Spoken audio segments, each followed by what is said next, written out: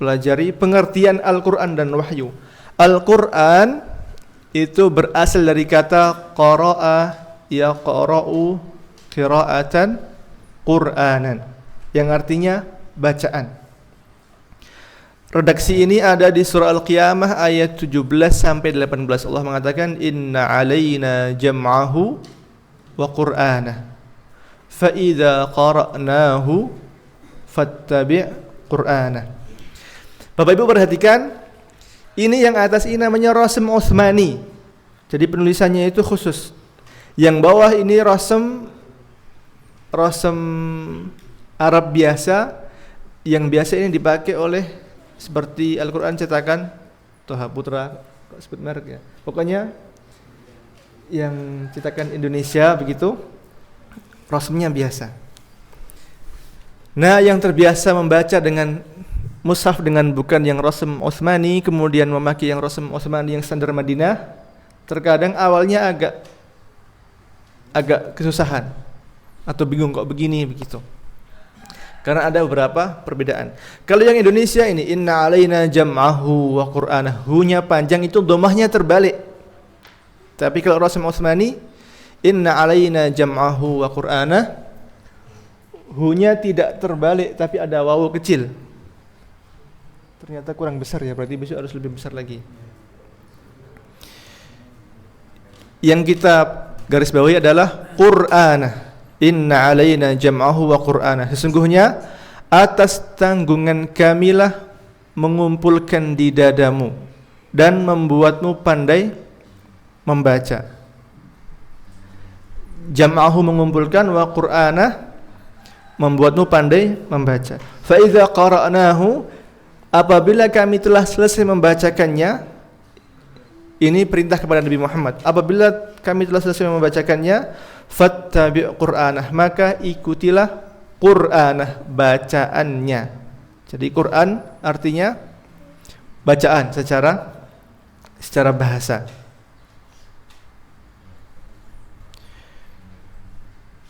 Menurut sebagian ulama seperti Imam Syafi'i, sebagaimana dikutip oleh Imam As-Suyuti, beliau mengatakan Al-Quran adalah isim alam ghairu mushtaq, yaitu nama sesuatu yang tidak ada asal katanya.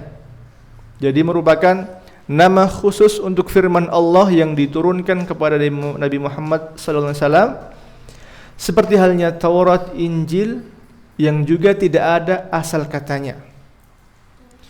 Jika Quran berasal dari kata qara'a, berarti setiap yang dapat dibaca dinamai Al-Quran. Begitu. Ada juga yang mengatakan berasal dari qarana. Tapi yang paling kuat yang mengatakan itu bersumber dari usul kata, yaitu usul katanya qara'a yaqra'u Qur'anan. Atau kalau mengikuti Imam Syafi'i yang mengatakan itu tidak ada asal usulnya. Jadi memang itu istilah yang khusus untuk menyebutkan firman Allah yang diturunkan kepada Nabi kita Muhammad sallallahu alaihi wasallam, sebagaimana Taurat, Injil dan sebagainya. Itu kalau secara etimologis. Kalau secara terminologis, secara istilah, Al-Qur'an itu kalamullahil munazzalu ala Muhammadin sallallahu alaihi wasallam al-matlu bit-tawaturi wal muta'abbidu bitilawatihi. Artinya firman Allah yang diturunkan kepada Nabi kita Muhammad sallallahu alaihi wasallam yang dibaca dengan mutawatir dan beribadah dengan membacanya. Karena kalau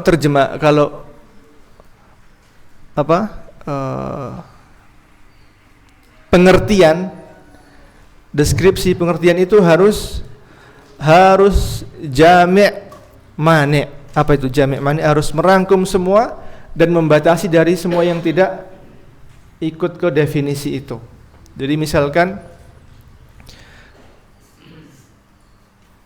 apa itu motor beat, maka pengertiannya harus jami' mani', yaitu motor matic 4 cc beroda 2 bermesin Honda sekian cc. Jadi harus detail. Tapi kalau hanya dikatakan motor matic beroda 2 110 cc itu belum manik, karena nanti semua yang matic cc-nya sama bisa ikut masuk. Tapi kalau disebutkan bermesin Honda berarti yang mesinnya lain enggak ikut, begitu. Nah, pengertian itu begitu.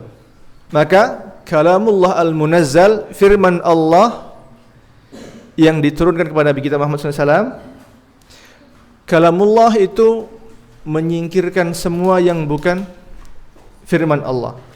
Jadi omongan manusia, was-was manusia itu tidak termasuk. Al-munazzal ala Muhammadin, yang diturunkan kepada Nabi Muhammad. Maka firman Allah yang diturunkan kepada Nabi Isa, Nabi Ibrahim itu bukan Al-Qur'an. Karena Al-Qur'an adalah yang diturunkan kepada Nabi Muhammad sallallahu alaihi wasallam, al-matlu bit-tawatur, yang dibaca secara mutawatir banyak orang. Maka ini akan mengeluarkan hadis ahad yang tidak mutawatir. Kemudian al-muta'abbid bitilawatihi, yang membacanya bernilai ibadah atau beribadah dengan membacanya, bahkan dibaca saat beribadah. Ini juga mengeluarkan hadis umum atau hadis qudsi, karena dia pahalanya pahala biasa, bukan pahala membaca. Kalau Al-Qur'an ada namanya pahala membaca, bahkan dipakai dalam beribadah. Kalau hadis qudsi tidak. Maka yang bukan firman Allah atau yang tidak diturunkan kepada Nabi kita Muhammad SAW, kemudian tidak dibaca dalam beribadah, bukan mutawatir, itu bukan Al-Quran. Kalau Al-Quran adalah yang firman Allah yang diturunkan kepada Nabi kita Muhammad SAW, yang dibaca dengan mutawatir dan beribadah dengan membacanya.